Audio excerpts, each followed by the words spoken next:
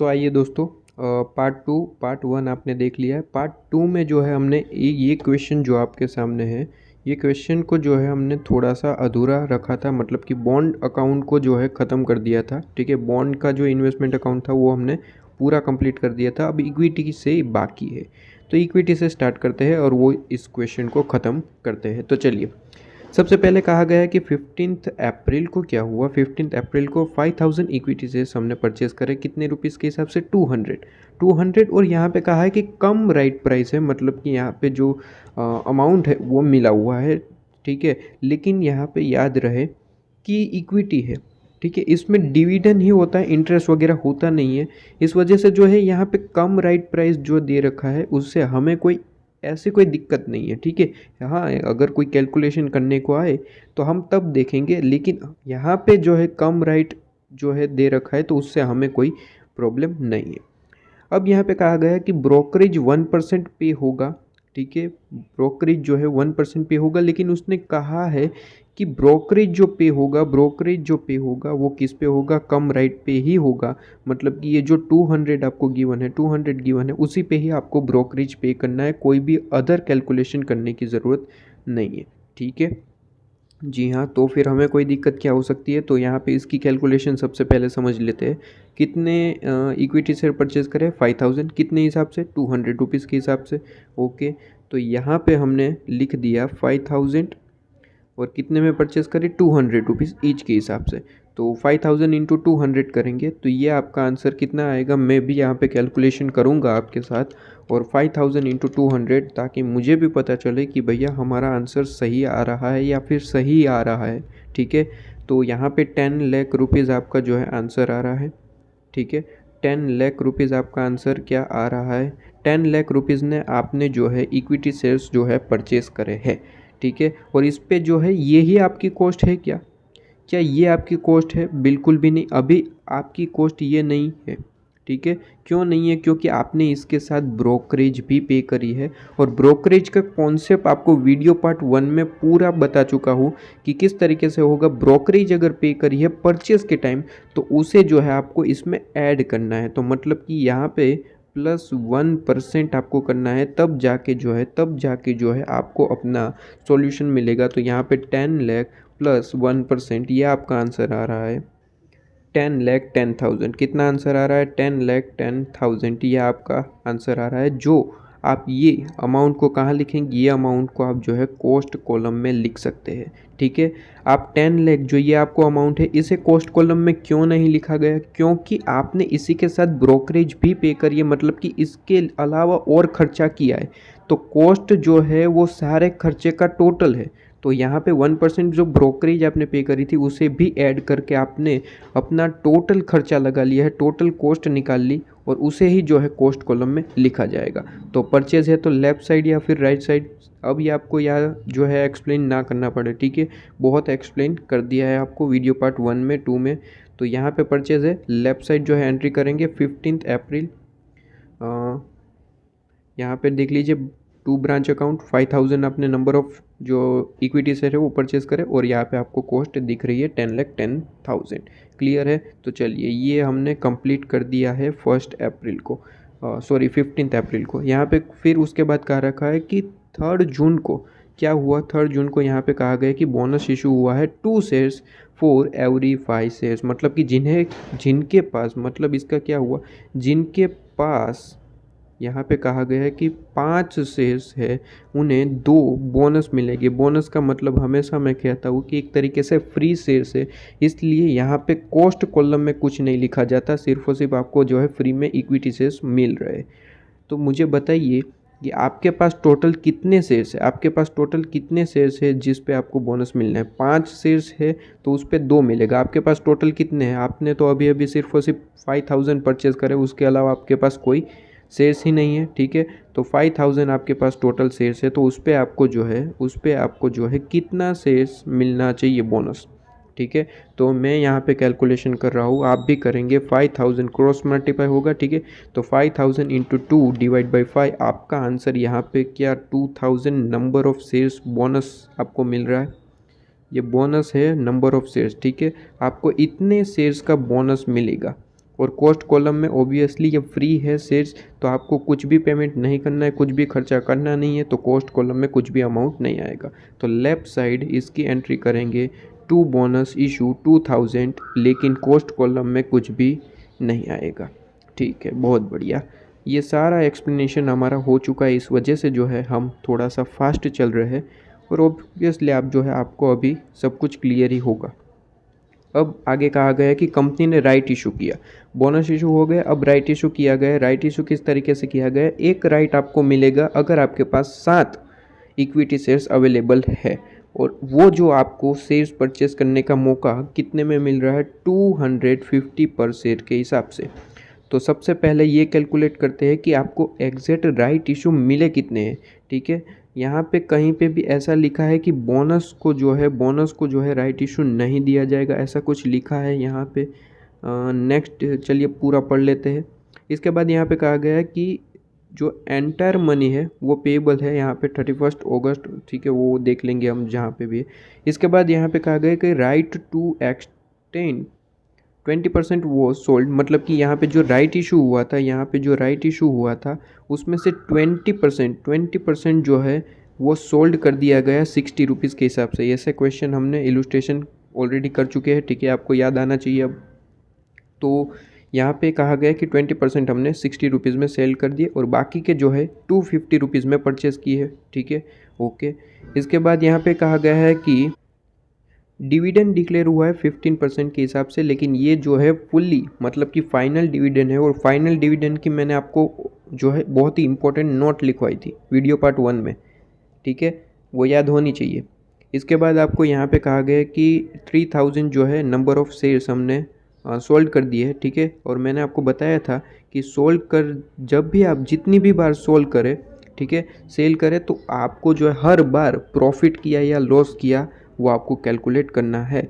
अब यहाँ पे मेथड आप जो है क्वेश्चन में देख लेना, कहीं पे कोई कह रखा है तो आप उस मेथड से कैलकुलेशन करेंगे, अगर कुछ भी नहीं कहा है तो आप वेटेड एवरेज से करेंगे। ठीक है, ओके। तो 3000 यहाँ पे शेयर्स हमने सोल्ड कर दिए। ठीक है, उसके बाद वापस जो है इंट्रीम डिविडेंड जो है वो 10% जो है डिक्लेयर किया गया।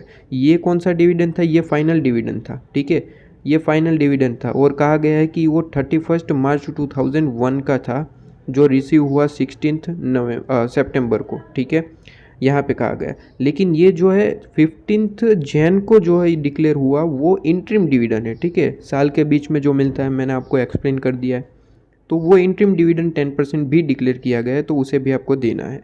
ठीक है, इंट्रीम डिविडेंड और फाइनल डिविडेंड दोनों की नोट्स आपको लिखवा दी है, इंपॉर्टेंट नोट्स। ठीक है, और आपने लिखी भी होगी, और जहाँ पे जिस पेज के ऊपर लिखवा रहा हूँ नोट्स, आप उसी पेज के ऊपर लिखेंगे। ठीक है, आपके पास ICA मॉड्यूल है ही है। ठीक है, ये जहाँ पे क्वेश्चन होता है वहाँ पे जो जो नोट्स लिखवाता हूँ आप लिख लेंगे। तो यहाँ पे 31 मार्च लास्ट में कहा गया है कि जो प्राइस है शेयर्स की वो कही गई है कि कोट है यहाँ पे स्टॉक एक्सचेंज, मतलब कि ये मार्केट प्राइस दे रखी है। और जब भी मार्केट प्राइस दे रखते हैं तो आपको पता ही आपको क्या करना है, आपको पता ही है। लास्ट में आपको जो है कॉस्ट निकालनी है, और कॉस्ट प्लस ये मार्केट प्राइस से कंपैरिजन करना है, और जो भी लोअर होगा उसे आप जो है कंसीडर करेंगे। ठीक है, और इसके बाद जो है लास्ट में आपको यहाँ पे कहा गया कि इन्वेस्टमेंट अकाउंट आपको बनाना है। In the books of smart investment assume date the average cost method, यहाँ पे मेथड कह रखी है कि वेटेड एवरेज यूज़ करनी है। नहीं कहा होता तो फिर भी जो है आपको वेटेड एवरेज ही यूज़ करनी होती। यहाँ पे बहुत ही इंपॉर्टेंट नोट यहाँ पे लिखी गई है कि no dividend is receive on bonus share as a bonus shares are declare on 3 June and dividend pertain to the year 31 March, मतलब कि जो आपके बोनस शेयर्स है उस पर आपको जो है डिविडेंड पे नहीं करना है। ठीक है, वो डिविडेंड के टाइम देख लेंगे। यहाँ पे कहीं पे भी ये नहीं कहा है कि जो आपके राइट इशू है वो बोनस पे नहीं मिलना है। ठीक है, तो फिर आप जो है राइट इशू होगा वो सारे शेयर्स पे आप जो है इशू करेंगे। तो जल्दी से बताइए कि आपके पास जो है टोटल कितने नंबर ऑफ़ शेयर्स अवेलेबल है जिस पे हम राइट इशू कर सकते हो। राइट इशू का क्या रेशियो है? 7। अगर आपके पास 7 इक्विटी शेयर्स है तो उस पर आपको जो है एक राइट इशू मिलेगा ₹250 के हिसाब से, ठीक है। ₹250 के हिसाब से ऐसा यहाँ पे कहा गया है, ठीक है। ₹250 के हिसाब से जो है आप राइट परचेज कर सकते हैं, ऐसा यहाँ पे कहा गया है। तो आप मुझे बताइए कि हमारे पास total equity shares, total number of equity shares कितने हैं। तो यहाँ पे हमने जो है 5000 परचेज किए थे और 2000 बोनस के, तो टोटल यहाँ पे आपके पास जो है इक्विटी शेयर्स अवेलेबल है 7000। तो 7 पे 1 मिलना है, तो 7000 हमारे पास इक्विटी शेयर्स है, तो उस पर कितने राइट्स मिलने हैं वो बताइए। तो यहाँ पे आपको जो है 7000 इंटू 1/7, तो यहाँ पे आपको 1000 number of equity shares right में मिलने हैं, ठीक है। Clear, okay. तो राइट इशू कितना होगा 1000। लेकिन यहाँ पे एक इम्पोर्टेंट बात ये कही थी कि 20% जो है वो ऑलरेडी जो है राइट सोल्ड कर दिया गया है 60 रुपीज़ के हिसाब से, और इसकी एंट्री जो है PNL में होती है, जो मैं आपको प्रीवियस क्वेश्चन में बता चुका हूँ, ठीक है। प्रीवियस क्वेश्चन में ये एक्सप्लेन हो चुका है, ओके। तो यहाँ पे वो तो कोई दिक्कत नहीं है। तो यहाँ पे यहाँ कहा क्या गया है, यहाँ पे कहा गया है कि जो 80% 20% जो है आपने 20% जो है वो डायरेक्टली सोल्ड कर दिया, 80% जो है राइट आपने परचेज़ करा है, कितने के हिसाब से 250 रुपीज़ के हिसाब से, ठीक है।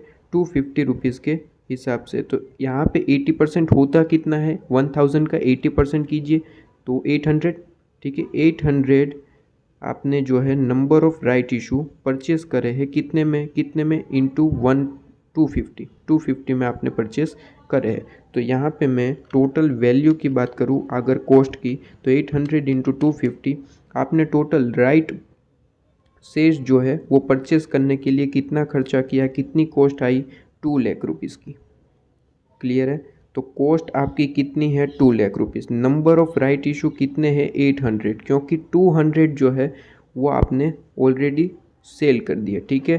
तो 1000 राइट्स आपको मिले थे, लेकिन आपने जो है परचेस कितने किए हैं, सिर्फ और सिर्फ 800।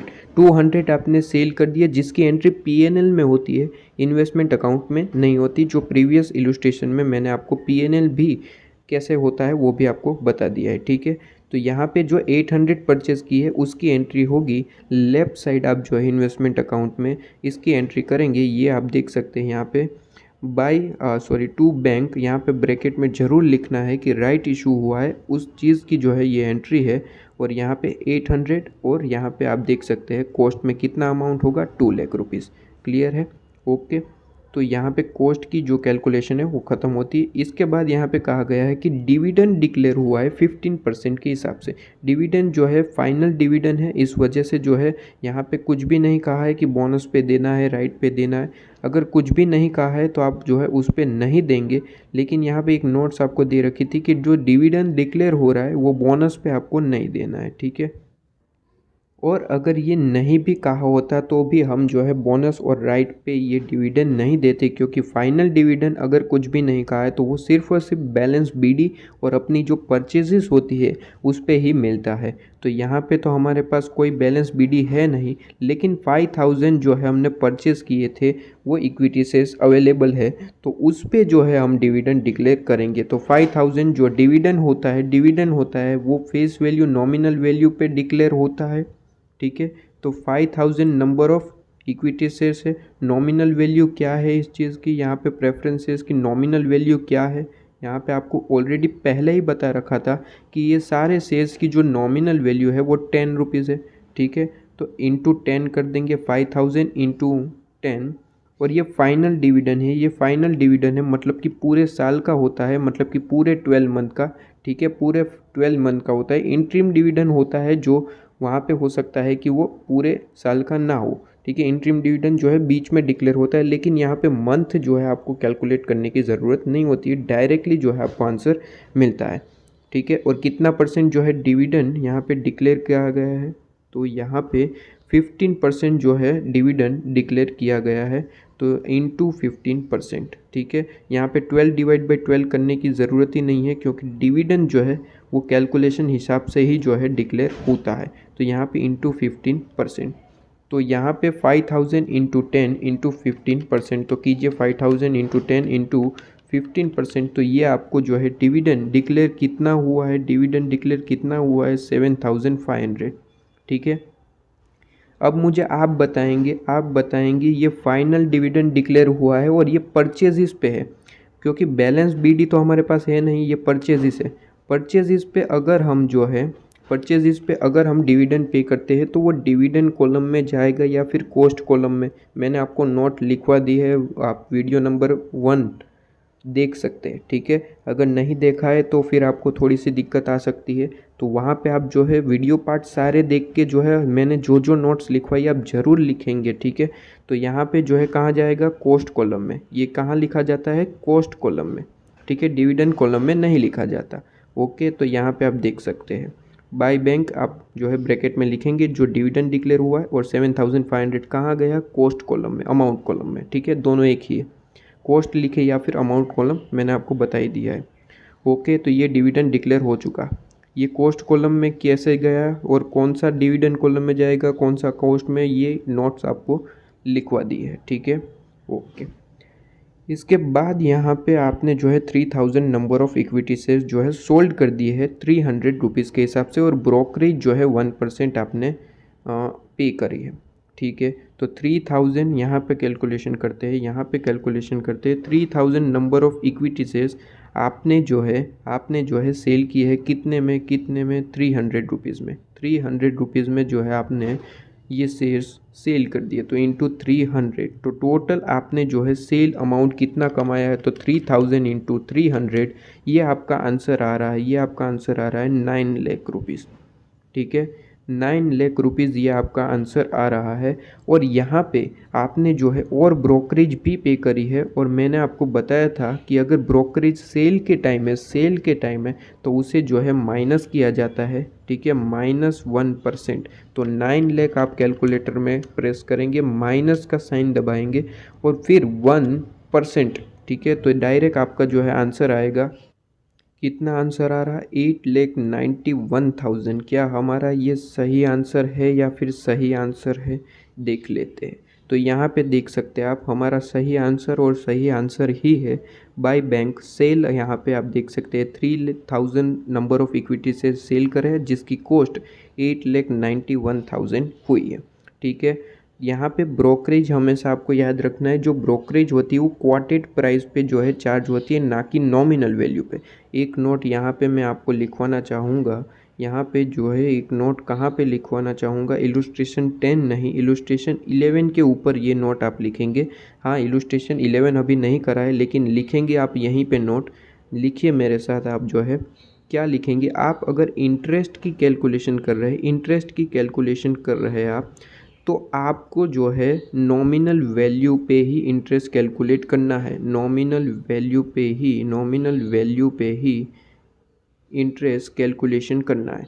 लेकिन जब हम बात करते हैं ब्रोकरेज की, तो आपको जो है क्या करना है, आपको जो है यहाँ पे नॉमिनल वैल्यू नहीं ली जाती है, यहाँ पे ली जाती है क्वोटेड प्राइस। क्या ली जाती है, क्वोटेड प्राइस, मतलब कि जिस प्राइस क्वोट की गई है। ठीक है, क्वोटेड वैल्यू लिख दीजिए या फिर क्वोटेड प्राइस।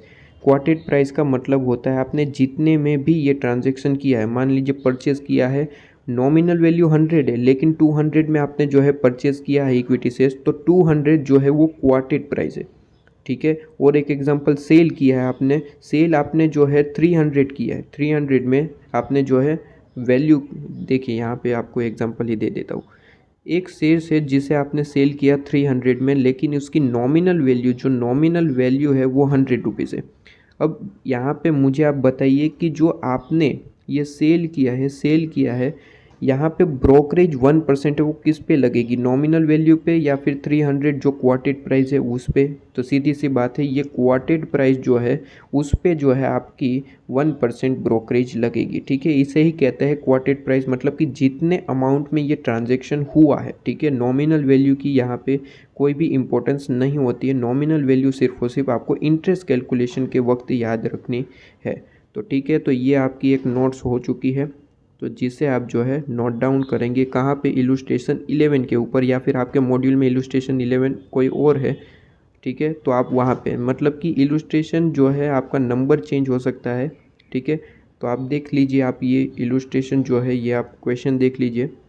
हो सकता है आपके मॉड्यूल में इलुस्ट्रेशन 12 हो, 10 हो, तो आप ये इलुस्ट्रेशन के ऊपर जो है ये नोट लिखेंगे, ठीक है। ओके, क्यों वहाँ पे ही लिखना है वो आपको बाद में पता चलेगा, ठीक है। तो मैंने आपको बता दिया कि ब्रोकरेज जो है हमेशा क्वोटेड प्राइस पे होता है, और इस वजह से जो है हमने 1% चार्ज करके हमारा जो सेल वैल्यू है 8,91,000 जो है निकाल लिया।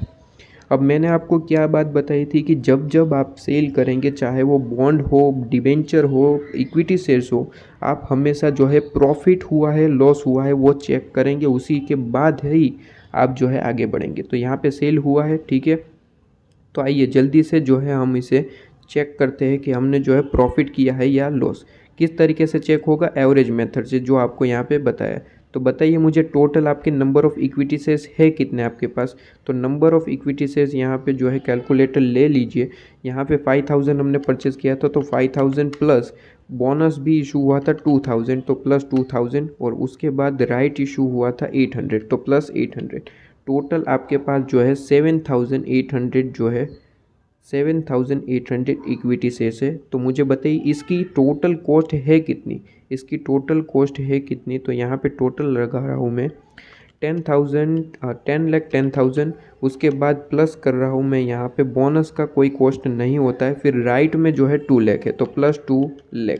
तो आपका टोटल यहाँ पे कॉस्ट निकल के आया, 12,10,000। अब यहाँ पे भूलना मत कि क्रेडिट साइड मतलब कि राइट साइड आप ज़रूर देखेंगे कि क्या डिविडेंड इशू हुआ है, और डिविडेंड इशू हुआ है तो क्या उसका अमाउंट कॉस्ट कॉलम में है। अगर कॉस्ट कॉलम में है तो इतने अमाउंट से जो है अपनी कॉस्ट कम हो जाएगी। मतलब कि यहाँ पे आपकी कैलकुलेटर में इसका टोटल कितना है, इसका टोटल आया है 12,10,000, जिसमें से आप जो है अपनी ये डिविडेंड इशू हुआ है उस अमाउंट से अपनी कॉस्ट कम करेंगे, मतलब कि -7,500। तो अब कितना आंसर आया? 12,25,100। तो वो आप यहाँ पे लिखेंगे, ठीक है। तो वो यहाँ पे हमने लिख दिया। अब आपने सेल कितने अमाउंट का किया, कितने नंबर ऑफ़ इक्विटी शेयर्स का किया है? 3000। तो उस पे आपको जो है रियल अपनी कॉस्ट निकालनी है। तो 7800 पे जो है ये आपकी कॉस्ट है। तो 3000 नंबर ऑफ़ इक्विटी शेयर्स पे कितनी कॉस्ट होनी चाहिए? जल्दी से आंसर निकालिए। तो ये कैलकुलेशन हो रहा है 3 लाख इंटू 12,25,100 डिवाइड बाई 7,800। तो ये मेरा आंसर आ रहा है, ये आंसर आ रहा है, कितना आंसर आ रहा है? ये आ रहा है 4,62,500। ये आपकी रियल कॉस्ट है, रियल कॉस्ट है, मतलब कि इतने में तो आपको जो है बेचना ही बेचना था, तो ही आप जो है अपनी कॉस्ट कवर कर पाते। अगर इससे ज़्यादा में बेचा है तो आपने प्रॉफिट किया है, इससे कम में है तो लॉस किया है, ठीक है। तो आइए यहाँ पे देखते हैं आपने कितने अमाउंट में बेचा है। 8,91,000 में आपकी कॉस्ट कितनी थी? सिर्फ और सिर्फ 4,62,500। आपने बहुत ही ज़्यादा प्राइस पे जो है इसे बेचा है, मतलब कि आपने ओबियसली प्रॉफिट किया है। और प्रॉफिट किया है तो इन्वेस्टमेंट अकाउंट में लेफ़्ट साइड जो है इसका जो डिफरेंस है, जो प्रॉफिट है वो लिखेंगे। तो जल्दी से इसका डिफरेंस निकालिए। 8,91,000 माइनस 4,62,500। तो ये आपका प्रॉफिट है 4,28,500, जो आप यहाँ पे लिखेंगे 2 PNL यहाँ पे लिखेंगे 4,28,500। क्लियर है, आपने प्रॉफिट किया है, उसकी रिकॉर्ड हो चुकी है। अब आगे बहुत देखते हैं कि यहाँ पे क्या कहा गया है। कहा गया है कि इंटरिम डिविडेंड पे हुआ है 10% के हिसाब से, ठीक है। इंटरिम डिविडेंड जो है उसे 10% के हिसाब से हम पे कर देते हैं। अब मैंने आपने अगर मेरे प्रीवियस वीडियोस देखे हैं तो आपको पता ही होगा कि इंटरिम डिविडेंड जो है अगर कुछ भी नहीं बोला है तो सारे के सारे जो है शेयर्स पे जो है आपको इंटरिम डिविडेंड पे करना है, ठीक है। इंटरिम डिविडेंड्स हर एक शेयर्स पे होता है, ठीक है। अगर स्पेसिफिकली उसने बताया कि उस पर जो है आपको डिविडेंड पे करने की ज़रूरत नहीं है तो फिर आप उस पर जो है पे नहीं करेंगे। लेकिन अगर कुछ भी नहीं बताया तो हर एक डिविडेंड जो है हर एक शेयर्स पे, चाहे वो बोनस हो, राइट हो, हर एक पे जो है आपको पे करना ही करना है, ठीक है। तो इंटरिम डिविडेंड है यहाँ पे 10%, हर एक शेयर्स पे जो है पे होगा। फाइनल डिविडेंड जो है हर एक पे नहीं होता है, ठीक है, वो मैंने आपको बताया था। इंटरिम डिविडेंड हर एक इक्विटी शेयर्स पे डिक्लेयर होता है, ठीक है। तो आइए सबसे पहले जो है इंटरिम डिविडेंड को जो है पे कर देते हैं। यहाँ पे इंटरिम डिविडेंड जो है आपने कितना यहाँ पे डिक्लेयर हुआ है डिक्लेयर हुआ है 10% के हिसाब से। तो 10% के हिसाब से तो आप यहाँ पे देख सकते हैं, यहाँ पे इंटरिम डिविडेंड की कैलकुलेशन करते हैं। सबसे पहले मुझे बताइए कि आपके पास टोटल शेयर्स कितने अवेलेबल है। देखिए यहाँ पे डिविडेंड की बात करी गई थी नीचे, लेकिन वो जो है फाइनल डिविडेंड के लिए बात करी गई थी, ठीक है। तो फाइनल डिविडेंड जो है बोनस पे हमने नहीं दिया है, लेकिन यहाँ पे इंटरिम डिविडेंड की बात है। इंटरिम डिविडेंड जो है हर एक पे आपका जो है पे होता है। तो बताइए यहाँ पे कितने नंबर ऑफ़ शेयर्स है अवेलेबल है हमारे पास। तो टोटल लगाइए 5000 हमारे पास परचेज़ हुए थे। तो ये 5000 कैलकुलेटर में क्लिक कर दिया। उसके बाद 2000 बोनस शेयर्स थे, तो प्लस 2000 और प्लस 800 ये राइट शेयर्स के। ओके, टोटल इतने शेयर्स थे, जिसमें से हमने कुछ सेल भी किया था। कितने नंबर ऑफ़ इक्विटी शेयर्स हमने सेल कर दिए? 3000। तो -3000। अब हमारे पास टोटल अवेलेबल शेयर्स कितने हैं? 4800। क्या ये बात तो क्लियर है आपको? 4800 टोटल हमारे पास नंबर ऑफ़ शेयर्स अवेलेबल है, और जितने अवेलेबल है उस पे आपको जो है डिविडेंड मिलेगा। और कितना डिविडेंड मिलना है आपको? यहाँ पे इंटरिम डिविडेंड 10%, ठीक है। तो 4800, ठीक है,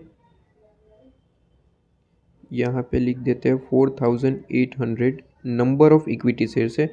नॉमिनल वैल्यू पे हमेशा आपका जो है डिविडेंड मिलेगा, तो इंटू 10 और इंटू 10%। डिविडेंड का रेट क्या है? 10%, ठीक है।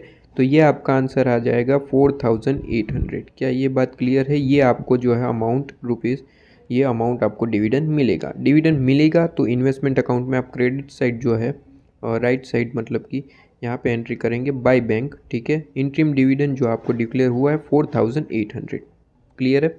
अब यहाँ पे कोई एंट्री बाकी रहती है क्या? कोई भी एंट्री नहीं, सारी एंट्री ख़त्म हो चुकी है। तो आप जो है लास्ट में नंबर ऑफ़ इक्विटी शेयर्स का बैलेंसिंग फिगर निकाल लेंगे, जो 4800 आएगा, ठीक है।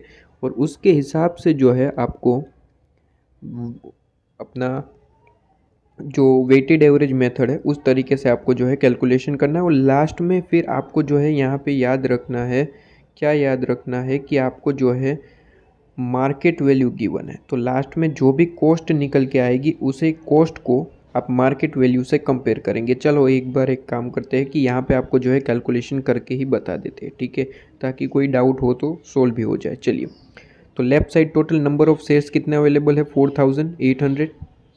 उसकी कॉस्ट कितनी है वो मुझे बताइए। कॉस्ट कितनी है वो बताइए। कॉस्ट कितनी है वो बताइए। तो नंबर ऑफ़ 4800 की जो कॉस्ट है वो टोटल लगाते हैं। यहाँ पे तो ज़ीरो है, तो 10,10,000 कैलकुलेटर में प्रेस करते जाइए मेरे साथ। 10,000 10,000 सॉरी 10,000 यहाँ पे है। 10,10,000 ओके, 10,10,000 है।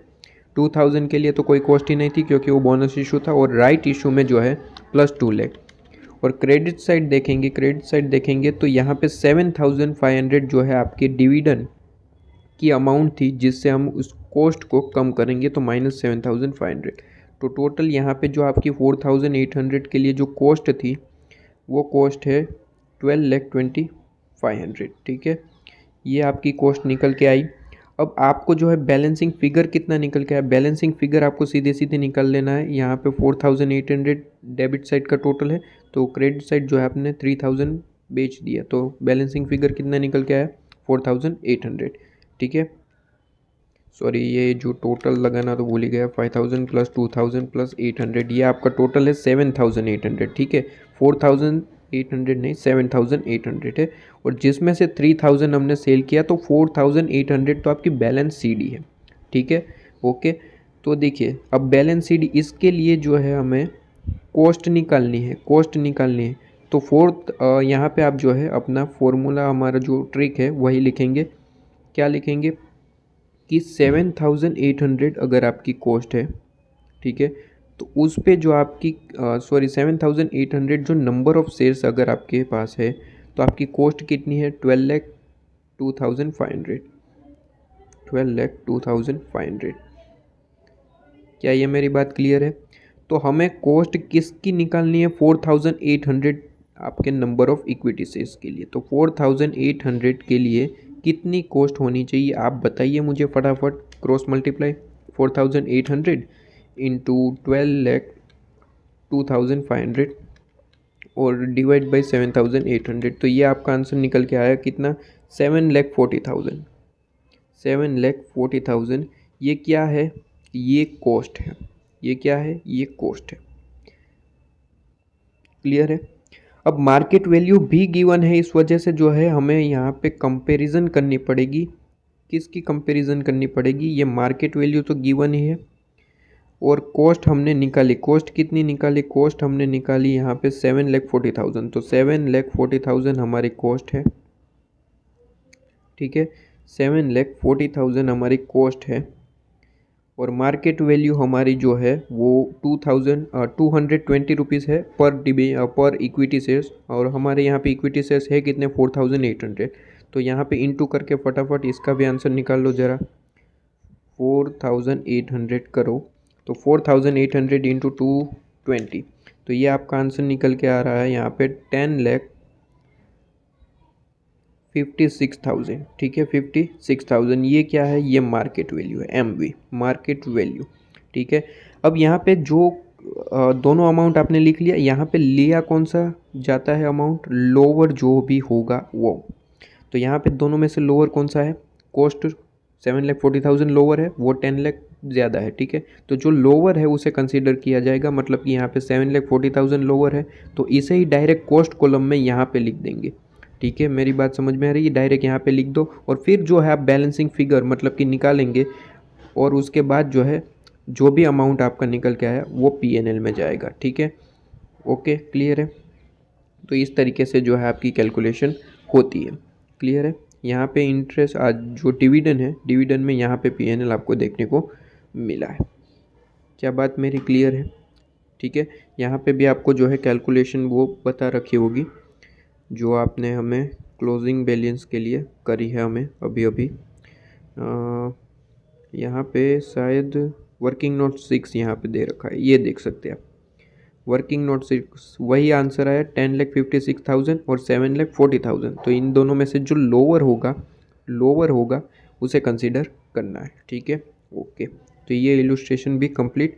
इलुस्ट्रेशन नंबर 11 पे आइए। इलुस्ट्रेशन नंबर 11 पे आइए। ये आपको नोट मैंने लिखवाई थी, ये आपको भूलना नहीं है। ठीक है, इंटरेस्ट हो तो नॉमिनल वैल्यू, ब्रोकरेज है तो कोटेड वैल्यू जो है कोटेड प्राइस, उस पे ही आपका जो है ब्रोकरेज चार्ज होगा, जो यहाँ पे आपको जो है देखने को मिलेगा ये पॉइंट। ठीक है, इसलिए मैंने जो है वो नोट फिर से आपको याद करवा दी। तो इलुस्ट्रेशन 11 चलिए देखिए फटाफट। तो इलुस्ट्रेशन 11 जो है यहाँ पे कहा गया, सबसे पहले परचेज़ करे है 24,000 बॉन्ड्स। यहाँ पे 12% के हिसाब से बॉन्ड्स है और 84 कम इंटरेस्ट यहाँ पे कहा गया, मतलब कि इसमें इंटरेस्ट मिला हुआ है तो इंटरेस्ट माइनस करना पड़ेगा। और यहाँ पे कहा गया है कि इंटरेस्ट जो पे होता है वो 13 सितंबर और 31 मार्च को जो है साल में 2 बार पे होता है कंपनी के द्वारा। ठीक है, तो कैलकुलेशन साथ ही करते जाते हैं ना, तो फिर काम ख़त्म हो जाएगा। तो इस तरीके से अंडरस्टैंडिंग थोड़ी सी ज़्यादा हो जाएगी। तो चलिए, फर्स्ट यहाँ पे कहा गया है मई। 1 मई को जो है 24,000 हमने परचेज़ करे हैं बॉन्ड्स, और यहाँ पे जो आप करेंगे, यहाँ पे 24,000 बॉन्ड्स परचेज़ करे हैं 84 के हिसाब से। ठीक है, तो 24,000 इंटू 84। अगर आप ये आंसर करते हैं तो मुझे ये बताइए कि क्या आपको रियल अपनी कॉस्ट मिलेगी या नहीं मिलेगी। बिल्कुल भी नहीं मिलेगी। क्यों नहीं मिलेगी, क्योंकि 84x इंटरेस्ट नहीं है, वो तो कम इंटरेस्ट है। कम इंटरेस्ट है मतलब कि इसमें इंटरेस्ट मिला हुआ है, आपको इंटरेस्ट निकाल के जो है, इंटरेस्ट इसमें से निकाल के जो है आपको अपनी रियल कॉस्ट निकालनी पड़ेगी। तो सबसे पहले तो 24,000 इंटू 84 किया मैंने, तो ये आपका आंसर आ रहा है। ये आपका आंसर आ रहा है, कितना आंसर आ रहा है, ये आपका आंसर आ रहा है यहाँ पे 20,16,000। क्या आपका भी आंसर यही आ रहा है। इसमें इंटरेस्ट मिला हुआ है, इस वजह से यहाँ पे इंटरेस्ट को अगर मैं माइनस कर दूँ, इंटरेस्ट को अगर माइनस कर दूँ तो यहाँ पे आपको जो है अपनी रियल कॉस्ट जो है देखने को मिल जाएगी। रियल कॉस्ट आपको जो है देखने को मिल जाएगी। ठीक है, तो इंटरेस्ट मुझे सिर्फ और सिर्फ कैलकुलेट करके जो है माइनस कर देना है। तो चलिए फटाफट से इंटरेस्ट कैलकुलेट करते हैं। और इंटरेस्ट के लिए मैंने आपको जो है हर बार बताया कि आप एक टाइमलाइन ड्रॉ करें। ठीक है, उसी से ही काम चलेगा। यहाँ पे टाइमलाइन में सबसे पहले आपको दो चीज़ें लिख देनी है। इंटरेस्ट कब पे होता है सबसे पहले ये बताए, 31 मार्च को और 30 सितंबर को। तो मान लेते हैं यहाँ पे आपका जो है 31 मार्च है। आप जो है किसी भी तरीके से अपना टाइमलाइन बना सकते हैं, लेकिन मंथ में जो है जिस तरीके से हो इस तरीके से ही होना चाहिए, ठीक है। 31 मार्च यहाँ पे है तो सीधी सी बात है 13 सितंबर मान लेते हैं यहाँ पे है, ठीक है। 13 सितंबर यहाँ पे है, आप अपने तरीके से टाइमलाइन बना सकते हैं, ठीक है। तो चलिए यहाँ पे हमने मान लिया 13 सितंबर और 31 मार्च, ओके। अब सबसे पहले तो यहाँ पे ट्रांजैक्शन हुआ कब है, 1 मई को। तो यहाँ पे सितंबर है तो सितंबर से पहले मई आया होगा, ठीक है।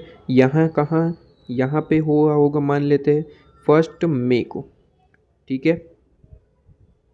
ये बात क्लियर, 1 मई को। अब हमारा जो कॉन्सेप्ट है वो हर बार सेम रहेगा। मैंने आपको बताया है कि इंटरेस्ट कैलकुलेशन करना है तो इंटरेस्ट के लिए जो मंथ की कैलकुलेशन करते हैं, मंथ की कैलकुलेशन जो आप करते हैं, जब भी आपने जो है ये परचेज़ करा है, बॉन्ड है, डिबेंचर से जो भी है, उससे लास्ट टाइम, उससे पहले लास्ट टाइम कंपनी ने कब पे किया था इंटरेस्ट, तो उससे पहले 1 मई से पहले तो भैया लास्ट टाइम 31 मार्च को जो है कंपनी ने पे किया होगा, ठीक है। तो 31 मार्च से 1 मई तक का कितना मंथ होता है बस वो कैलकुलेट कर दीजिए। तो मार्च तो ख़त्म हो चुका, अप्रैल और मई भी अभी स्टार्ट हुआ है, तो सिर्फ और सिर्फ 1 मंथ, ठीक है। तो 1 मंथ है ना, तो 1 मंथ की कैलकुलेशन करनी है। तो 1 डिवाइड बाई 12, कितने परसेंटेज के बॉन्ड है, कितने परसेंटेज के बॉन्ड है, 12% के। तो यहाँ पे हमने लिख दिया 12%। और ये इंटरेस्ट हमेशा किस पे होता है, इंटरेस्ट हमेशा किस पे होता है, नॉमिनल वैल्यू पे। तो नॉमिनल वैल्यू लिखेंगे 24,000 आपके जो है बॉन्ड है 100 रुपीज़ ईच के हिसाब से नॉमिनल वैल्यू है। तो 24,000 इंटू 100, 24 लाख, ठीक है। तो 24 लाख लिखेंगे यहाँ पे। ये सारा कॉन्सेप्ट आपको पढ़ाया गया है, इस वजह से यहाँ पे थोड़ा सा फास्ट चलेंगे, ठीक है। तो 24 lakh into 1 divide by 12 into 12%, तो ये आपका आंसर आ रहा है 24,000, ठीक है। 24,000 ये आपका इंटरेस्ट है, ठीक है। ये आपका क्या है, इंटरेस्ट है। इंटरेस्ट इसमें जो मिला हुआ था वो हमने कैलकुलेट कर लिया है यहाँ पे 24,000। बस अब ये जो है 24,000 अगर यहाँ से माइनस कर दिया जाए तो हमें हमारी जो रियल कॉस्ट है वो मिल जाएगी, ठीक है। तो रियल कॉस्ट यहाँ पे मिल जाएगी, तो यहाँ पे 20,16,000 है माइनस 24,000, तो ये आपका आंसर आ रहा है, ये आपका आंसर आ रहा है 19,92,000। अब ये बॉन्ड की बात है तो सीधी सी बात है कि बॉन्ड का एक आपको इन्वेस्टमेंट अकाउंट बनाना होगा, तो जल्दी से बनाएंगे। और ये परचेज़ है तो इन्वेस्टमेंट अकाउंट में लेफ़्ट साइड आप एंट्री करेंगे, जहाँ पे 3 कॉलम होती है आपकी, कौन कौन सी, नंबर ऑफ आप बॉन्ड लिख सकते हैं या फिर नॉमिनल वैल्यू, आपके ऊपर है, ठीक है। वो एक्सप्लेन कर दिया है, तो वहाँ पे लिख सकते हैं। नंबर ऑफ लिख रहे हैं तो आप जो है क्या लिखेंगे, 24,000 नंबर ऑफ बॉन्ड्स लिख रहे हैं, या फिर आपने जो कॉलम बनाई है वो आपकी कॉलम जो है नॉमिनल वैल्यू की है, तो नॉमिनल वैल्यू आप लिख सकते हैं कितना, 24 लाख, ठीक है। वो आपके ऊपर है कौन सी कॉलम बनानी है, ठीक है। फिर दूसरी कॉलम कौन सी बनती है, इंटरेस्ट, तो इंटरेस्ट कॉलम में क्या लिखेंगे, 24,000। और तीसरी कॉलम जो है आपकी कॉस्ट है, जहाँ पे रियल आपको कॉस्ट लिखनी होती है, ठीक है। तो ये नहीं लिखेंगे, रियल कॉस्ट लिखनी है, मतलब कि 19,92,000, ठीक है। चलिए, तो आपका जो है बॉन्ड अकाउंट बनाया जाएगा, ठीक है। तो ये रहा आपका बॉन्ड अकाउंट, देख सकते हैं यहाँ पे। और लेफ्ट साइड जो है आपको परचेज की एंट्री करनी है, 24,000 नंबर ऑफ, यहाँ पे नंबर ऑफ बनाया गया है, ठीक है, नंबर ऑफ बॉन्ड। आप नॉमिनल वैल्यू भी बना सकते हैं, आपके ऊपर है, आप चाहे तो। इसके बाद इंटरेस्ट जो हमने कैलकुलेट किया 24,000 और अमाउंट जो है वो 19,92,000। क्लियर है, कैलकुलेशन ऑलरेडी आपको सिखा दी। इसके बाद हमने इक्विटी शेयर परचेज करे, तो इक्विटी शेयर की बात करी है तो इक्विटी शेयर का भी एक अलग अकाउंट बनाना पड़ेगा, जैसे कि यहाँ पे आप देख सकते हैं दूसरा अकाउंट इक्विटी शेयर्स का। क्लियर है, पहले बॉन्ड की बात करी थी, अब इक्विटी शेयर भी परचेज करा है तो इसके लिए भी इन्वेस्टमेंट अकाउंट आपको जो है अलग से बनाना पड़ेगा। इक्विटी शेयर कहा गया कि 1,50,000 आपने परचेज करे हैं तो आप जो अपना इन्वेस्टमेंट अकाउंट में लेफ्ट साइड एंट्री करेंगे और 10 रुपये के नॉमिनल वैल्यू के ये शेयर्स है, यहाँ पे कहा गया है। लेकिन परचेज कितने में करे, परचेज आपने करे हैं 25 में, मतलब कि 1,50,000 इंटू 25 करेंगे तो आपको अपनी रियल परचेज प्राइस मिल जाएगी, ठीक है। जो आप कॉस्ट कॉलम में लिखते हैं, अमाउंट कॉलम, कॉस्ट कॉलम वहाँ पे लिखते हैं। और यहाँ पे कहा गया है कि आपको 2% ब्रोकरेज भी चार्ज करना है। तो अगर 1,50,000 आपका है, इंटू 25 कीजिए, 1,50,000 इंटू 25 कीजिए जल्दी से। तो 1,50,000 इंटू 25 आपने किया तो ये आपका आंसर आ रहा है यहाँ पे 37,50,000। ये मेरी रियल कॉस्ट होती अगर यहाँ पे कोई ब्रोकरेज वगैरह ना होता, लेकिन यहाँ पे ब्रोकरेज है। तो मैंने आपको बताया था कि ये आपकी रियल कॉस्ट नहीं होगी जब तक आप ब्रोकरेज भी उसमें ऐड या माइनस नहीं करेंगे। और कब ऐड होता है कब माइनस होता है वो भी आपको जो है वीडियो पार्ट 1 में बता दिया। ठीक है, कि यहाँ पे परचेस है तो यहाँ पे ऐड करना है तो प्लस 2%। ठीक है, वीडियो पार्ट 1 में सारा एक्सप्लेन कर दिया था। तो यहाँ पे आपकी एग्जैक्ट कॉस्ट कितनी निकल के आती है, तो 1,50,000 इंटू 25 प्लस 2% किया तो ये आपकी कॉस्ट निकल के आई 38,25,000। तो आप जो है अकाउंट बनाएंगे, कौन सा, इक्विटी शेयर्स का अकाउंट बनाएंगे। और किसका यहाँ पे इक्विटी शेयर्स, कंपनी का नाम क्या है, अल्फा लिमिटेड। तो अल्फा लिमिटेड का जो है इक्विटी शेयर अकाउंट बनाएंगे, जहाँ आप देख सकते हैं equity shares of alpha limited. ठीक है, इसका अकाउंट बनाएंगे। और यहाँ पे जो है आप लेफ्ट साइड परचेस किया है तो ओबियसली लेफ्ट साइड जो है एंट्री होगी 1,50,000 नंबर ऑफ इक्विटी शेयर आपने परचेस करे हैं। जो कॉस्ट हमने अभी निकाली वही है। ठीक है, कि 1,50,000 इंटू किया 25 तो आपको परचेस प्राइस मिल गई, लेकिन एग्जैक्ट कॉस्ट नहीं मिली क्योंकि यहाँ पे ब्रोकरेज भी आपने पे करी थी। तो प्लस 2% किया तो आपको जो है अपना आंसर मिला 38,25,000। ठीक है, ओके। इसके बाद कहा गया कि purchase 60,000 equity shares of ₹10, nominal value दे रखी है 10 रुपीज़ के। लेकिन यहाँ पे बहुत इंपॉर्टेंट बात ये कही है कि ये जो कंपनी है वो भी दूसरी कंपनी है, बीटा लिमिटेड। ऊपर अल्फा लिमिटेड था, यहाँ पे बीटा लिमिटेड है। अगर दूसरी कंपनी के कोई शेयर्स परचेस करे तो उसके लिए भी इन्वेस्टमेंट अकाउंट आपको दूसरा बनाना पड़ेगा। ये इन्वेस्टमेंट अकाउंट अल्फा लिमिटेड के लिए है। तो अगर बीटा लिमिटेड के भी आपने इक्विटी शेयर्स परचेस करे तो उसके लिए भी आपको अलग से दूसरा इन्वेस्टमेंट अकाउंट बनाना पड़ेगा। क्या मेरी बात समझ में आ रही है? तो हर एक चीज़ आपको जो है अच्छे से रीड करनी होगी कि कंपनी कहीं बदल नहीं जाए। अगर बदल चुकी है तो आपको जो है इन्वेस्टमेंट अकाउंट भी दूसरा बनाना पड़ेगा। तो अल्फा लिमिटेड का काम खत्म हो चुका है। यहाँ पे बीटा लिमिटेड के जो है कहा गया कि 60,000 हमने इक्विटी शेयर्स परचेस करे बीटा लिमिटेड के। ठीक है, वो परचेस करे हैं 44 रुपीज़ के हिसाब से। तो 60,000 इंटू 44 कीजिए, 60,000 इंटू 44 तो ये आपका आंसर आ रहा है 26,40,000। 26,40,000 ये आपका आंसर आ रहा है। ठीक है, तो 26,40,000 हमारी रियल कॉस्ट है अगर यहाँ पे और कोई एक्स्ट्रा खर्चा नहीं किया है। अगर कोई खर्चा किया है तो उसे आपको ऐड करना पड़ेगा, तब जाके जो है आपको रियल कॉस्ट मिलेगी। तो यहाँ पे 60,000 इंटू 45 किया तो 26,40,000 तो आंसर आ गया। लेकिन यहाँ पे कहा गया है कि ब्रोकरेज में और खर्चा किया है, ब्रोकरेज में और खर्चा किया है, इस वजह से जो हमारी ये आंसर है 26,40,000 ये रियल कॉस्ट नहीं है। रियल कॉस्ट तो तब मिलेगी जब आप अपना सारा खर्चा ऐड करके अपनी कॉस्ट निकालेंगे। तो यहाँ पे 2% आपने खर्चा किया है तो 26,40,000 जो आपका आंसर आया है उसमें प्लस 2% ये करेंगे तो आपका आंसर आ गया 26,92,800। आपका भी आंसर आया। ठीक है, तो ये आपकी रियल कॉस्ट है कितनी, 26,92,800 जो आप यहाँ पे देख सकते हैं। देखिए परचेज है left side, 60,000 number of equity shares purchase करे और आपकी कॉस्ट कितनी है 26,92,800। क्लियर है? ओके। इसके बाद यहाँ पे कहा गया है कि अल्फा लिमिटेड की बात कर रहे हैं। ठीक है, अब अल्फा लिमिटेड की बात करी जाए और यहाँ पे कहा गया है कि बोनस इशू हुआ है 2 shares for every 3 shares held. मतलब कि जिन्होंने 3 शेयर हेल्ड करके रखे, जिनके पास 3 शेयर्स अवेलेबल है, उन्हें 2 शेयर्स बोनस के मिलेंगे।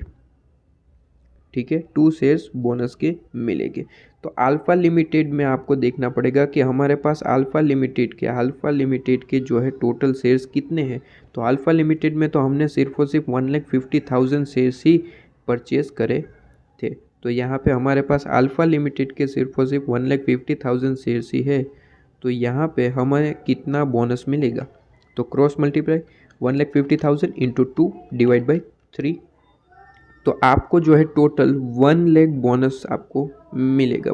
1 लाख नंबर ऑफ ये इक्विटी शेयर है, ठीक है। बोनस आपको जो है इतना मिलेगा। क्लियर है? बहुत ही सिंपल सी बात, ये आपको बोनस मिलेगा, ठीक है। तो 1 लाख आपको बोनस मिलना है, तो यहाँ पे आप जो है लिख देंगे 2 बोनस इशू 1 लाख, तो 1 लाख आपने लिख दिया। और यहाँ पे कॉस्ट कॉलम में कुछ भी आएगा क्या? बिल्कुल भी नहीं, क्योंकि बोनस इशू है और बोनस के लिए फ्री शेयर्स होते हैं। बोनस का मतलब होता है फ्री शेयर्स, तो वहाँ पे किसी भी तरीके का आपको खर्चा करने की ज़रूरत नहीं होती है। और खर्चा ही नहीं है तो कॉस्ट जो है आपकी ज़ीरो रहेगी, फ्री में आपको जो है 1 लाख शेयर्स मिले, ठीक है। ओके, इसके बाद यहाँ पे कहा गया है कि अल्फ़ा लिमिटेड के हमने जो है 80,000 शेयर्स को सोल्ड कर दिया है, कितने में? 22 रुपीज़ में। मैंने आपको बताया था जब जब आप सेल करेंगे तब तब जो है आपको प्रॉफिट एंड लॉस कैलकुलेट करना ही करना है। सबसे पहले सेल की एंट्री करते हैं, उसके बाद प्रॉफिट किया या लॉस किया उसकी एंट्री करते हैं। तो सेल की एंट्री तो सीधी सी बात है, 80,000 आपने सेल कर दी है, कितने में? 22। तो कैलकुलेटर लीजिए, 80,000 इंटू 22, ये आपका आंसर आ रहा है 17,60,000। 17,60,000 ये आपका आंसर आया, ठीक है। तो ये आपकी जो है सेल वैल्यू है, 17,60,000 जो है आपकी सेल वैल्यू है, जिसे कॉस्ट कॉलम में आप लिख देंगे। और 80,000 हमने सेल किया है, तो सेल है तो क्रेडिट साइड मतलब कि राइट साइड आपको एंट्री देखने को मिलेगी। बाय बैंक आप यहाँ पे ब्रैकेट में ज़रूर लिखेंगे कि ये सेल की एंट्री है, ठीक है। यहाँ पे 80,000 नंबर ऑफ जो इक्विटी शेयर्स है उसे सेल कर दिया है, और यहाँ पे जो हमारा ये कॉस्ट कॉलम जो है वो निकल के आया 17,60,000। क्लियर है? ओके। इसके बाद यहाँ पे कहा गया है कि interim dividend 15% interim dividend declare हुआ है, लेकिन कौन सी कंपनी? हमारे पास तो दो है, अल्फ़ा और बीटा। तो यहाँ पे कहा गया है कि ये जो इंट्रीम डिविडेंड है वो अल्फ़ा लिमिटेड का है। किसका है? अल्फ़ा लिमिटेड का। तो अल्फ़ा लिमिटेड इंट्रीम डिविडेंड मैंने आपको बताया था कि हर एक से, चाहे वो बोनस हो, चाहे वो राइट हो, चाहे वो परचेज हो, या फिर बैलेंस बीडी ही क्यों ना हो, उस पे जो है आपको इंट्रीम डिविडेंड जो है पे करते रहना है। फाइनल डिविडेंड में कंडीशन है कि कहा जाए तो ही पे करो, वरना नहीं, ठीक है। लेकिन इंट्रीम डिविडेंड हर एक पे मिलेगा, बोनस है, राइट है, आपके पास जो भी है उस पे पे करना है। तो 15% आपको जो है अल्फ़ा लिमिटेड में पे कर देते हैं। टोटल आपके पास शेयर्स है कितने ये बताइए। तो हमने कहा ठीक है, तो सबसे पहले हम जो है अल्फ़ा लिमिटेड के अकाउंट में गए और हमने देखा कि 1,50,000 हमने परचेज़ करे थे, और प्लस आपने बोनस मिले थे आपको जो है 1 लाख। फिर हमने जो है क्रेडिट साइड मतलब कि राइट साइड देखा, तो 80,000 तो हमने सेल कर दिए थे, तो 2,50,000 में से 80,000 माइनस कर दिया। अभी अवेलेबल हमारे पास शेयर्स कितने हैं? 1,70,000। 1,70,000 अभी हमारे पास अल्फ़ा लिमिटेड के अवेलेबल शेयर्स है, ठीक है। तो उस पे जो है आपको 15% जो है डिविडेंड मिलेगा। लेकिन डिविडेंड हमेशा जो है आपका नॉमिनल वैल्यू पे मिलता है। एक शेयर की नॉमिनल वैल्यू है कहाँ? एक शेयर की नॉमिनल वैल्यू कितनी है? एक शेयर की नॉमिनल वैल्यू है 10 रुपये, 10 रुपये। तो आप जो है 1,70,000 इंटू 10 करेंगे, 1,70,000 इंटू 10 करेंगे और इंटू 15%, आपका आंसर निकल के आया 2,55,000। और इंट्रीम डिविडेंड में मैंने आपको बताया था कि इंट्रीम डिविडेंड में कभी भी आपका जो है कॉस्ट कॉलम में अमाउंट जाता नहीं है। अगर क्वेश्चन ने कहा है तो ठीक है, लेकिन कुछ भी नहीं कहा है तो सारा का सारा अमाउंट जो है कहाँ जाएगा? डिविडेंड कॉलम में। कहाँ जाएगा? डिविडेंड कॉलम में। क्लियर है? ओके। इसके बाद आपको जो है कुछ इन्फॉर्मेशन आगे है क्या? हाँ जी, अभी तो इन्फॉर्मेशन काफ़ी सारी बाकी है। 15 जैन आ चुका है और कहा गया है कि अब बीटा लिमिटेड की बारी है। अभी तक अल्फ़ा लिमिटेड का था, अब बीटा लिमिटेड की बारी आ चुकी है। यहाँ पे कहा गया है कि राइट इशू हुआ है। राइट इशू किस तरीके से हुआ है? राइट इशू कहा गया है कि 1 शेयर फॉर एवरी 4 शेयर, ठीक है। मतलब कि जिनके पास 4 शेयर्स है, जिनके पास 4 शेयर है, उन्हें एक राइट मिलेगा। राइट का मतलब फ्री शेयर्स नहीं होता है, बोनस का मतलब फ्री शेयर्स होता है।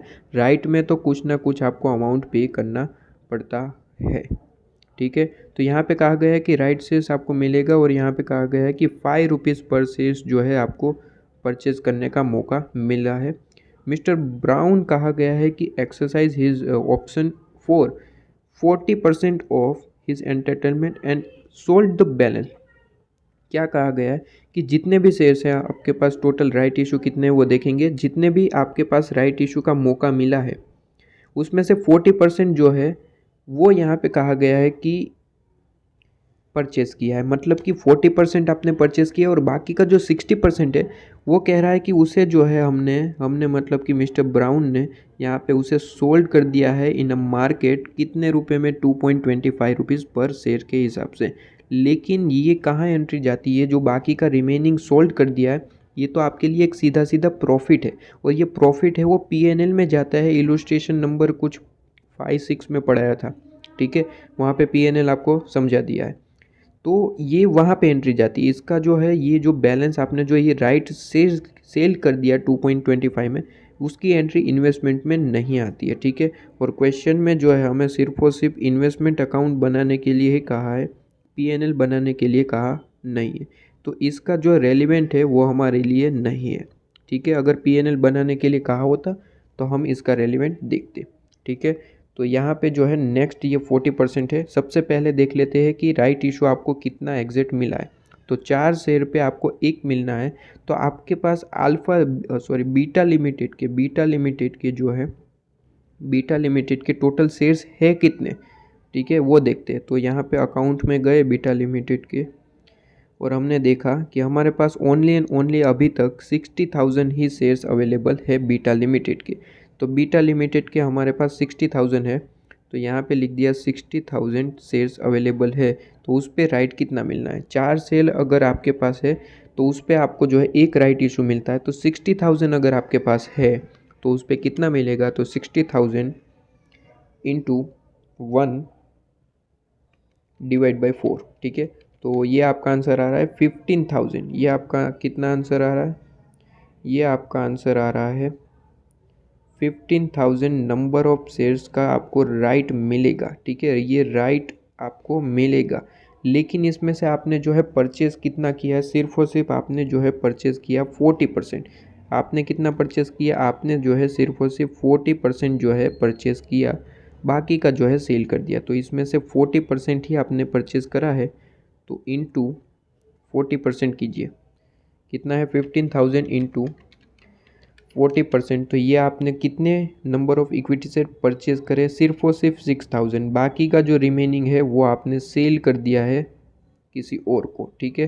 तो 6,000 नंबर ऑफ इक्विटी शेयर आपने परचेज करे और कितने में परचेज करने का मौका मिला है, 5 रुपीज़ में। तो 6,000 इंटू 5 कीजिए फटाफट, ये 6,000 इंटू 5, तो ये आपका जो आंसर है ये आएगा 30,000 रुपीज़ में, ठीक है, रुपीज़ 30,000। क्लियर है, 30,000 रुपीज़ का आपने राइट इशू परचेस करा है। तो चलिए फटाफट, राइट है तो मतलब कि इन्वेस्टमेंट अकाउंट में लेफ़्ट साइड, और ये किसका इन्वेस्टमेंट अकाउंट है, बीटा लिमिटेड का। बीटा लिमिटेड में लेफ़्ट साइड जो है राइट इशू जो है लिख देंगे एंट्री टू राइट इशू, ठीक है। और 6,000 और 30,000, 6,000 एंड 30,000 की एंट्री कर देते हैं फटाफट। यहाँ पे बीटा लिमिटेड का ये रहा अकाउंट टू बैंक, ब्रैकेट में लिखना भूलना नहीं है कि राइट इशू है। और वर्किंग नोट हमेशा हर एक चीज़ के लिए जो है आप बनाएंगे क्योंकि उसके मार्किंग होते हैं। 6,000 आपके नंबर ऑफ इक्विटी शेयर्स और 30,000 जो है आपका अमाउंट। क्लियर है, ओके। इसके बाद कहा गया कि 15,000 जो है हमने शेयर्स सोल्ड कर दिए है 12% बॉन्ड, शेयर्स नहीं है बॉन्ड है। 15,000 जो है बॉन्ड हमने सेल कर दिया 19 रुपीज़ एक्स इंटरेस्ट के हिसाब से। इंटरेस्ट इसमें मिला हुआ नहीं है, तो सीधी सी बात है, इंटरेस्ट मिला हुआ नहीं है तो डायरेक्ट 15,000 इंटू 90 करेंगे। 15,000 इंटू 90 कीजिए, 15,000 इंटू 90, तो ये आंसर आ रहा है 13,50,000। ये डायरेक्ट आपकी सेल वैल्यू आ गई, ठीक है, क्योंकि एक्स इंटरेस्ट है तो इसमें कुछ भी और मिला हुआ नहीं है। 15,000 इंटू 90 किया, सेल वैल्यू आ गई। तो बॉन्ड जो अकाउंट आप बना रहे थे इन्वेस्टमेंट, उसमें क्रेडिट साइड मतलब कि राइट साइड एंट्री करेंगे। क्या एंट्री होगी आपकी, एंट्री होगी बाय बैंक। 15,000 आपने सेल कर दिया, 13,50,000, ठीक है। अब इसका इंटरेस्ट कैलकुलेशन किस तरीके से होगा, आइए जल्दी से। फर्स्ट यहाँ पे कब आपने परचेज करा है, 1 अप्रैल, ठीक है, सॉरी 1 मार्च को जो है आपने परचेज करा है। तो फटाफट यहाँ पे आ जाइए, 1 मार्च कहाँ पे आता है वो मुझे बताइए। ये इंटरेस्ट पेमेंट की डेट है 13 सितंबर और 31 मार्च को। अच्छा 31 मार्च भी यहाँ पे आ गया है ना, 31 मार्च यहाँ पे, सॉरी 13 सितंबर, यहाँ पे 13 सितंबर आया होगा, तो इसका भी आपको यहाँ पे इंटरेस्ट पे करना होगा। ठीक है, 6 मंथ का इंटरेस्ट भी आपको पे करना होगा। तो 13 सितंबर तक आपके पास जो है बॉन्ड्स अवेलेबल थे क्या? जी हाँ, अवेलेबल तो थे। देखिए यहाँ पे आपको एक इंटरेस्ट पे करना था 13 सितंबर को, ये भी आपको भूलना नहीं है, 13 सितंबर को। ठीक है, तो यहाँ पे बीच में 13 सितंबर आया था, तो उस पर आपको जो है इंटरेस्ट पहले पे कर देते, उसके बाद ये सारी बात करते। तो सबसे पहले 13 सितंबर को आपको इंटरेस्ट पे करना है, और 13 सितंबर तक आपके पास सिर्फ और सिर्फ 24,000 जो है आपके पास बॉन्ड थे। ठीक है, 13 सितंबर तक, तो इस पे जो है आपको इंटरेस्ट मिल जाएगा। इंटरेस्ट कितना है? 12% के हिसाब से। ठीक है, और 6 मंथ का है, हाफ ईयरली है ना, तो 24,000 इंटू 12% इंटू 6/12। ठीक है, क्या मेरी बात क्लियर है? ओके। और यहाँ पे जो है आपका आंसर जो है ये आएगा 100 रुपीज़ ईच के हिसाब से है ना, नॉमिनल वैल्यू पे, तो ये आपका आंसर आएगा 1,44,000 बाय बैंक यहाँ पे इंटरेस्ट कॉलम। किस तरीके से आया वापस आपको कैलकुलेशन करके दिखाता हूँ। देखिए बहुत ही सिंपल सी बात है, आपके पास total number of equity bond कितने हैं? 24,000। जल्दी से मुझे बताइए कि आपको जो है इंटरेस्ट किस पे कैलकुलेशन होता है, नॉमिनल वैल्यू पे या फिर कोई और अमाउंट पे? नॉमिनल वैल्यू पे। ठीक है, तो इंटू 100, नॉमिनल वैल्यू 100 है। ठीक है, क्वेश्चन में ही बोला है। और इंटू 12%, यह हाफ ईयरली है, मतलब कि इंटू 6/12। क्लियर है?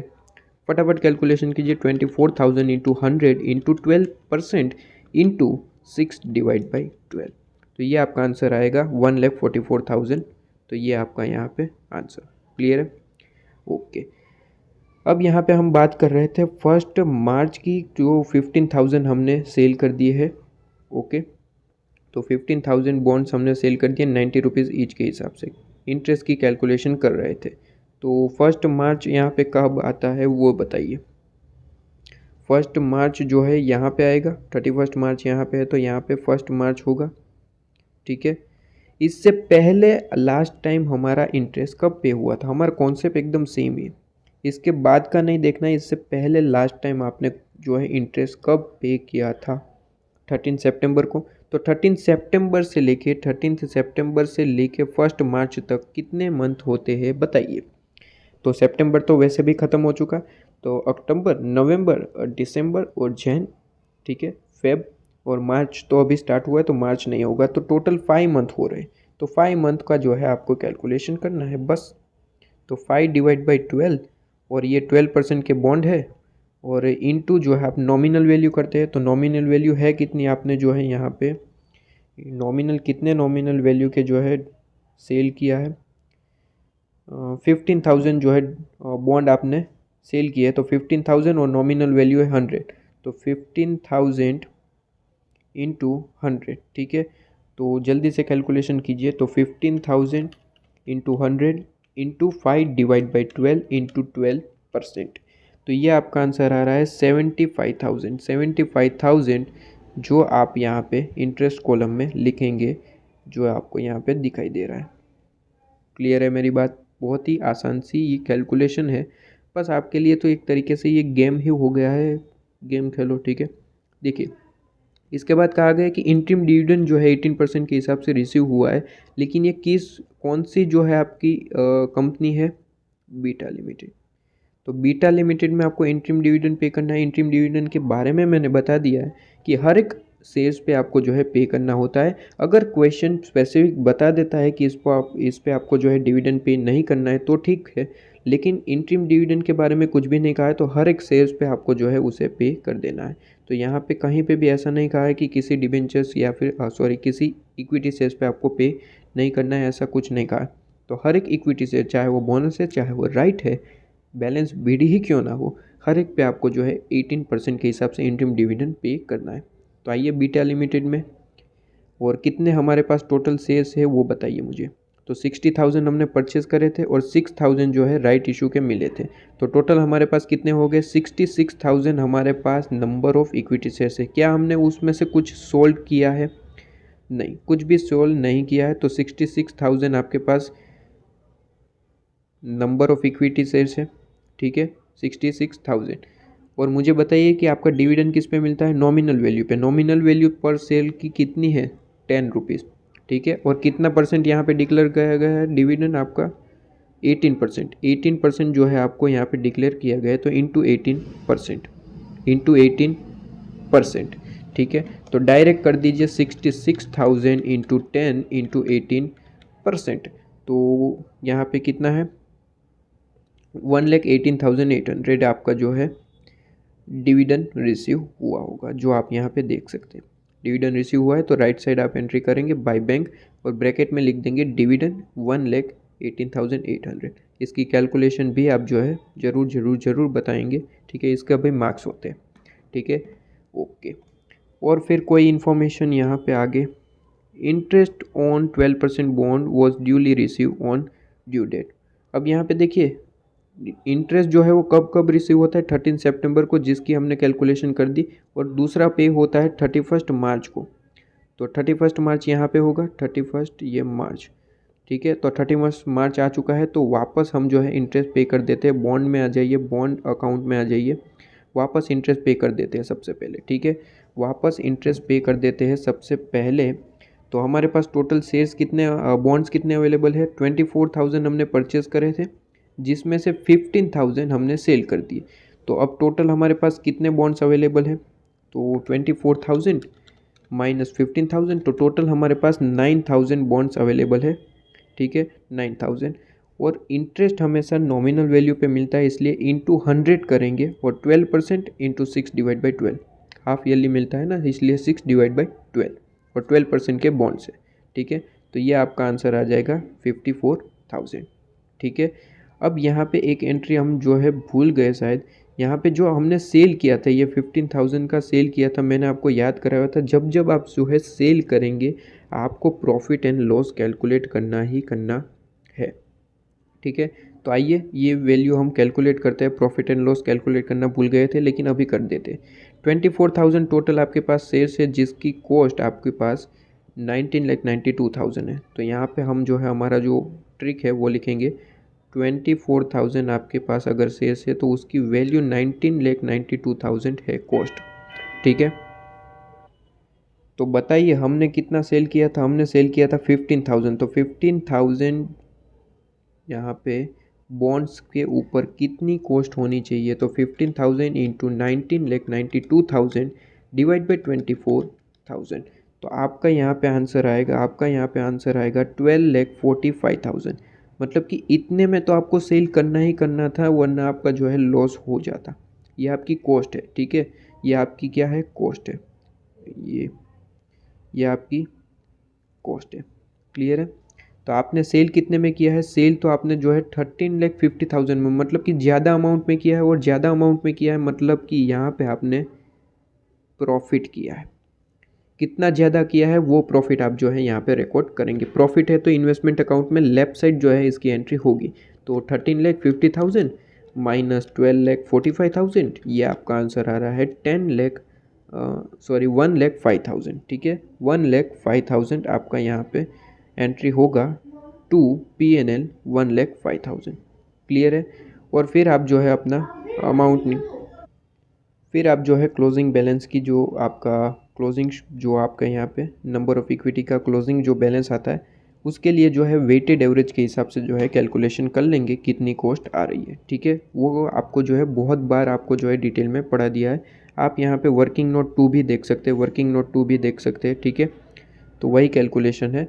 कैलकुलेशन किस तरीके से होती है, टोटल आपके पास number of debenture, number of bond कितने हैं, 24,000। उसकी कॉस्ट कितनी है, उसकी कॉस्ट कितनी है, उसकी कॉस्ट है 19,92,000, ठीक है। तो 24,000 की जब आपका नंबर ऑफ बॉन्ड था तो आपकी कॉस्ट 19,92,000 थी। तो 9,000 पे कितना होगा, तो 9,000 इंटू 19,92,000 और डिवाइड बाई 24,000 करेंगे, आपको अपनी कॉस्ट यहाँ पे मिल जाएगी 7,47,000, ठीक है। तो हर एक पे आपको जो है इसी तरीके से आपको जो है अपनी क्लोजिंग बैलेंस निकाल लेनी है, ठीक है। और यहाँ पे भी हमने सेल किया था, यहाँ पे भी 80,000 नंबर ऑफ़ इक्विटी शेयर्स का सेल किया था। तो वहाँ पे भी आपको जो है प्रॉफिट एंड लॉस निकालना है। आपके लिए एक तरीके से होमवर्क ठीक है।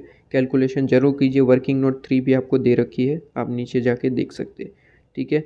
और बाकी सारे जो है कैलकुलेशन इसी तरीके से हो जाएगी और इसी के साथ जो है आपका इलस्ट्रेशन 11 कंप्लीट, ठीक है।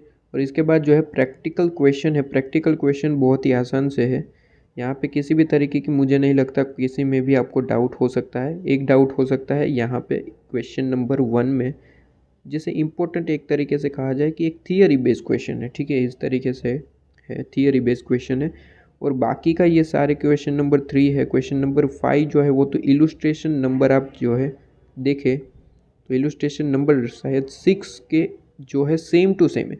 इलस्ट्रेशन 6 में तो और भी ज़्यादा पूछा था, यहाँ पे तो सिर्फ और सिर्फ इन्वेस्टमेंट अकाउंट ही पूछा है, वहाँ पे तो शायद इन्वेस्टमेंट अकाउंट प्लस पीएनएल भी पूछा था, ठीक है। इलस्ट्रेशन 6 के जैसा ही सेम टू सेम है, आप ये क्वेश्चन कर सकते हैं, ठीक है। ये सारे क्वेश्चन जो है आपके लिए एक तरीके से आसान से क्वेश्चन है, ठीक है। तो आप जो है इसे कर लेंगे, ठीक है, ओके। तो क्वेश्चन नंबर 1 पे आइए। क्वेश्चन नंबर 1 आपको जो है बता देते हैं, ठीक है। क्वेश्चन नंबर 1 में क्या है, बहुत ही आसान सी बात है, आपको जो थियरी में बताने जा रहा हूँ वो ध्यान से सुनिएगा। सबसे पहले क्वेश्चन देखिए, mister x acquire 2000 shares of company, come interest basis पे 70,000 रुपीज़ पे किए उन्होंने, ठीक है। इसके बाद कहा गया he subsequently receive an offer right to acquire fresh shares in a company in proportion 1:1 के हिसाब से उन्हें राइट मिला है। मतलब कि 200 उन्होंने परचेस किए थे, उसके बाद जो है कंपनी ने क्या किया, राइट इशू किया 1:1 के हिसाब से 107 रुपीज़, ठीक है। उसके बाद कहा he does not subscribe but sell all right, जितना भी यहाँ पे राइट था उन्होंने परचेज नहीं किया, मतलब कि उसे सेल कर दिया डायरेक्टली, दूसरे किसी को जो है सेल कर दिया, उसमें से डायरेक्ट आपको एक तरीके से प्रॉफिट आ गया, कितना, 12,000। ये एक तरीके से क्या है, प्रॉफिट। भाई आप मानते हैं एक तरीके से ये प्रॉफिट है। उन्हें क्या हुआ था, राइट मिला था कि भैया आप एक जेम एक के हिसाब से, मतलब कि ये 200 शेयर्स उनके पास थे, तो वो दूसरे 200 शेयर्स 107 रुपीज़ के हिसाब से परचेस कर सकते थे। लेकिन उन्होंने क्या किया, परचेज नहीं किया, लेकिन ये परचेज करने का जो राइट था वो किसी और को बेच दिया, कितने में, 12,000 रुपीज़ में। क्लियर है। तो ये 12,000 रुपीज़ तो आपके लिए एक्स्ट्रा एक तरीके से प्रॉफिट है, कुछ भी खर्चा नहीं करना पड़ा, कंपनी ने राइट इशू किया, आपने उसे सेल कर दिया, डायरेक्ट आपने प्रॉफिट कमा लिया 12,000, ठीक है। इसके बाद कहा गया कि मार्केट वैल्यू ऑफ शेयर्स जो है after their becoming x interest, मतलब कि ये जो राइट इशू किया ना, राइट इशू 1:1, तो इससे क्या हुआ, कंपनी की जो वैल्यू है वो डाउन हो चुकी, गोन डाउन यहाँ पे कहा गया। क्या मेरी बात समझ में आई, गोन डाउन मतलब कि उनकी वैल्यू कम हो गई 60,000 रुपीज़, ठीक है। तो यहाँ पे कहा गया है कि आपको जो है इसकी अकाउंटिंग ट्रीटमेंट करनी है। बहुत बहुत बहुत आसान सा क्वेश्चन। यहाँ पे कहा गया है, सबसे पहले समझिए कि 200 रुपीज़ के 200 शेयर्स हमने परचेज़ करे, मिस्टर एक्स ने, हमने मतलब फिर राइट इशू हुआ 1:1 के हिसाब से, लेकिन हमने उसे परचेज़ नहीं किया, उसे डायरेक्टली सेल कर दिया और डायरेक्ट बड़े आराम से प्रॉफिट कमा लिया 12,000 का। और इस वजह से जो है कंपनी की मार्केट वैल्यू डाउन हो गई, 60,000 रुपीज़ की हो चुकी है। लेकिन पहले कितनी थी, पहले यहाँ पे कहा गया है 70,000 रुपीज़ की उसकी मार्केट वैल्यू थी, ठीक है। 70,000 रुपीज़ की ये जो हमने 200 शेयर्स परचेज करे थे ना, उसकी वैल्यू कितनी थी, 70,000 रुपीज़। लेकिन उसके बाद ये जो राइट इशू हुआ, उसके बाद ये जो 200 शेयर्स है उसकी जो मार्केट वैल्यू है वो 60,000 हो गई, मतलब कि 10,000 कम हो गई। हमें 10,000 का अब लॉस होने जा रहा है। तो ये जो 10,000 का लॉस होने जा रहा है, किस तरीके से, पहले 70,000 थी वैल्यू, राइट इशू हुआ, इस वजह से जो है 60,000 हो गई, इस वजह से आपका जो है 10,000 जो है आपका लॉस देखने को मिला है। ऐसे ही बैठे बैठे आपके सामने जो है आपके मार्केट की वजह से जो है लॉस आपको देखने को मिला है। तो ये लॉस किस तरीके से एडजस्ट होगा, इसकी अकाउंटिंग ट्रीटमेंट क्या होगी, ये आपसे पूछा जा रहा है, ठीक है। तो इसकी अकाउंटिंग ट्रीटमेंट बहुत ही सिंपल है। आप जो है अगर राइट इशू से कोई प्रॉफिट करते हैं, राइट इशू से अगर कोई प्रॉफिट करते हैं आप, देखिए कौन से, बड़े ध्यान से सुनिएगा, अगर आपके पास राइट इशू के कोई भी प्रॉफिट हुआ है, राइट इशू से आपका प्रॉफिट यहाँ पे हुआ है, कितना है, 12,000, तो ये 12,000 में से जो है आप अपना जो है प्रॉफिट में से ये जो 12,000 का प्रॉफिट हुआ उसमें से जो है अपना ये जो फ्लक्चुएशन की वजह से जो है आपका लॉस हुआ है वो उससे एडजस्ट कर सकते हैं। मतलब कि आपको यहाँ पे 12,000 प्रॉफिट दिख रहा है, ठीक है, 12,000 प्रॉफिट दिख रहा है, यहाँ पे आपको 10,000 का लॉस हुआ है फ्लक्चुएशन की वजह से। तो ये जो 12,000 का आपका प्रॉफिट है ना, टोटल 12,000 का प्रॉफिट है ना, उसमें से आप जो है ये 12,000 का प्रॉफिट है, तो 12,000 का प्रॉफिट है तो उसमें से जो है 10,000 जो है आपका लॉस हुआ, ये 12,000 में से 10,000 आप जो है यहाँ से ले लेंगे, ठीक है। और ये जो है आपको जो है लॉस एडजस्टमेंट करने के लिए आप यूज़ करेंगे, लॉस एडजस्टमेंट, ठीक है।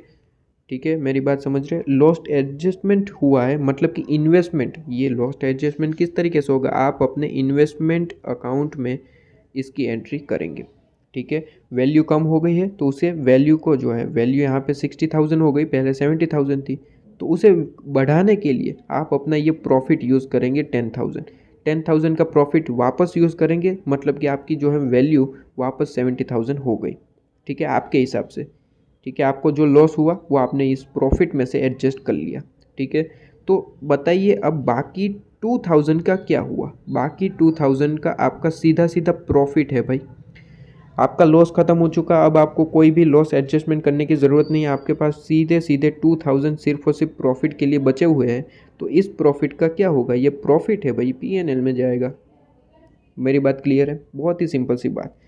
यहाँ पे फिर से एक बार बता दूँ कि आपको फ्लक्चुएशन की वजह से यहाँ पे जो है बैठे बैठे 10,000 का लॉस हुआ, तो सीधे हम जहाँ कहाँ गए, राइट इशू से कोई आपको प्रॉफिट हुआ है, जी हाँ 12,000 का प्रॉफिट हुआ है, तो उस 12,000 का प्रॉफिट जो है हम यहाँ पे यूज़ करेंगे, जो लॉस हुआ है वहाँ। तो लॉस यूज़ करने के बाद भी हमारे पास 2,000 एक्स्ट्रा बच रहे थे, तो 2,000 को हमने पीएनएल में यूज़ कर लिया, ठीक है। तो आइए सॉल्यूशन में देख लेते हैं। सॉल्यूशन में भी वही बात करी गई है कि 2,000 जो है वो पीएनएल में यूज़ हो गए और 10,000 जो है वो आप अपनी अमाउंट को रिड्यूस करने के लिए यूज़ करेंगे, अपना जो लॉस है वो रिड्यूस करने के लिए यूज़ करेंगे, ठीक है। तो 12,000 में से 10,000 और 2,000 इस तरीके से बाइफरकेट होगा। अकाउंटिंग ट्रीटमेंट हमने बता दिया एज़ पर AS 13, ठीक है, इन्वेस्टमेंट अकाउंट AS 13, ओके। और इसके बाद ये क्वेश्चन नंबर 2, 3, 4, 5 ये आप कर लेंगे ना, ठीक है। सारे क्वेश्चन जो है सेम टू सेम है, अगर आपने इलुस्ट्रेशन अच्छे से कर लिए, सारे क्वेश्चन सेम टू सेम है, आप कर सकते हैं। फिर भी कोई डाउट आ रहा है तो आप जो है टेलीग्राम पे पूछ सकते हैं, ठीक है, ओके। बहुत ही सिंपल से क्वेश्चन है, कुछ भी इसमें नहीं है। जितने हार्ड थे क्वेश्चन वो तो इलुस्ट्रेशन में ही दे रखे थे, तो इलुस्ट्रेशन तो आपने अच्छे से कर लिया, काम ख़त्म। आप जो है इस तरीके से होमवर्क भी कर सकते हैं, ठीक है।